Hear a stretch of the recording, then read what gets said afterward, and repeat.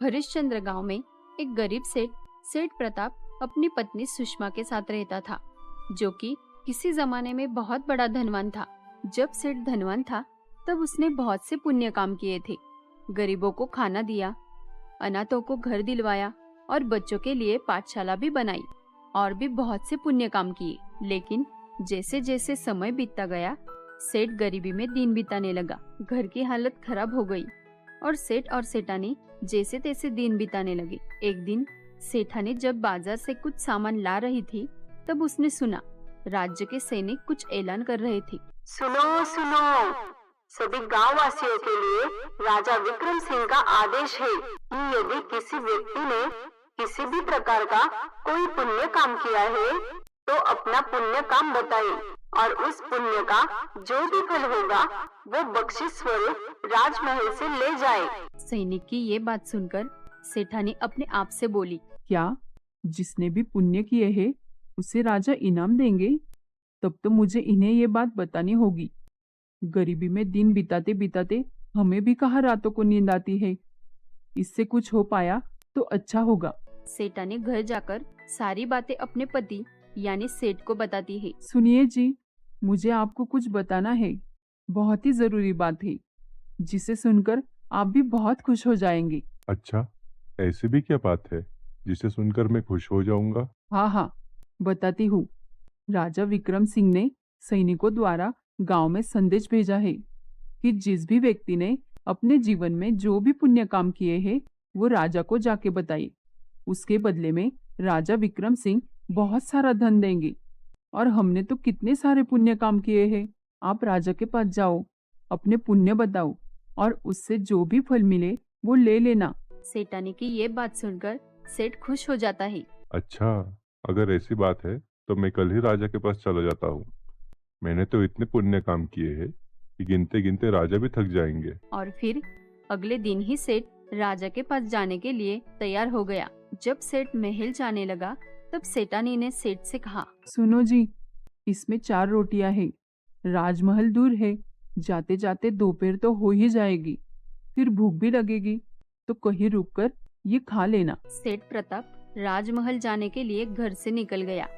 गर्मी का समय था, दोपहर हो गई थी। अरे, बहुत गर्मी है। तपती धूप में चलना मुश्किल लग रहा है और प्यास भी लग रही है।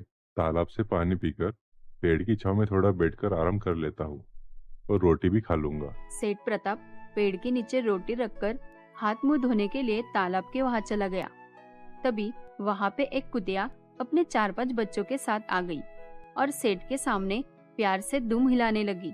लगता है ये भूखी है, तभी तो दुम हिला रही है।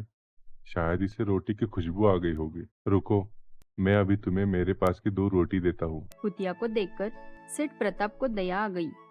वो उस कुतिया को अपने रोटी में से 2 रोटी दे देता है।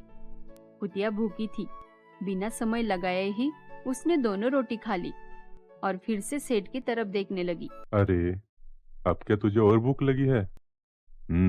लगता है ये 2 रोटी इसके लिए कम है। इसके बच्चे भी इसका दूध पीते होंगे, इसलिए 2 रोटी कम है। ये ले, ये बची 2 रोटी भी तू खा ले। मैं पानी पीकर पेट भर लूंगा। कुतिया को बची 2 रोटी देकर सेठ प्रताप राजमहल पहुंचा। राजमहल में राजा विक्रम सिंह लोगों से पुण्य कर्म पूछ रहे थे। प्रणाम महाराज, मेरा नाम सेठ प्रताप है। किसी समय में मेरे पास धन और वैभव की कोई कमी नहीं थी, पर अब मैं गरीब हो गया हूँ। मैंने अपने जीवन में बहुत से पुण्य काम किए हैं। मैं आपको मैंने किए हुए पुण्य काम को सुनाने आया हूँ। ठीक है, फिर बताइए सेठ प्रताप जी, आपने अपने जीवन में कौन कौन से पुण्य काम किए हैं?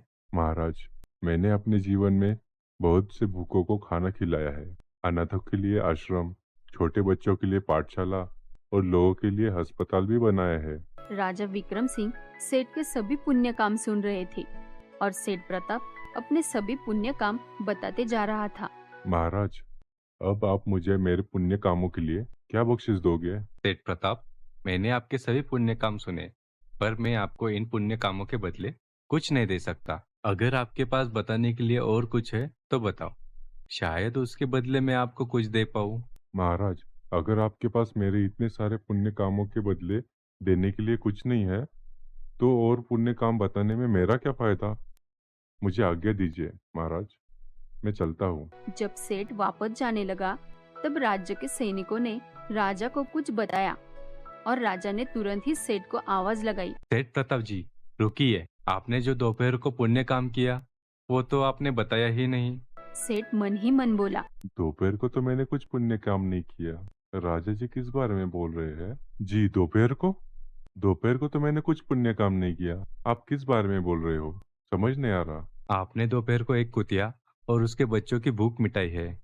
आपने उसे अपने हिस्से की 4 रोटी दी और उसकी भूख मिटाई। इस पुण्य काम के बदले आपको जो चाहिए वो आप मांग सकते हो। जी, पर मेरा एक प्रश्न है कि मेरे किए गए इतने सारे पुण्य कामों का कोई मोल नहीं, और एक कुतिया को खिलाने का जो कि मेरे याद में भी नहीं रहा, उसका क्या मोल है? अरे सेठ, जो भी पुण्य करके तुमने गिनकर लोगों को बता दिया वो सब बेकार है, उनका कोई मोल नहीं है। जब आपके अंदर में मैं भावना आ जाती है तब आपके अंदर मैं भावना बोल रही थी कि मैंने ये किया। जब हमारे अंदर मैं की भावना आ जाती है तब हमारे सारे कर्म व्यर्थ हो जाते हैं। जो पुण्य बता के किया जाए वो पुण्य ही क्या, परंतु जो पुण्य तुमने दोपहर को किया, आपने कुतिया और उसके बच्चों की भूख मिटाई, वो सबसे बड़ा पुण्य है। उसके बदले आप मेरा पूरा धन भी ले लें तो भी कम है। महाराज, मुझे समझ आ गया है। हमें कोई पुण्य काम बताकर नहीं करना चाहिए। अगर हम किसी को दान दे रहे हैं तो वो भी भूल जाना चाहिए। हमें दान और मदद निस्वार्थ भाव से करनी चाहिए। सेठ प्रताप को समझ आया था कि जो पुण्य काम बिना जताए किए जाए वही सच्चा पुण्य काम है। राजा सेठ प्रताप को बहुत सारा धन देता है। उस दिन बाद सेठ प्रताप के गरीबी के दिन दूर हो जाते हैं और वो पुण्य के रास्ते चलते चलते अपने पत्नी के साथ खुशी खुशी जीवन बिताने लगता है।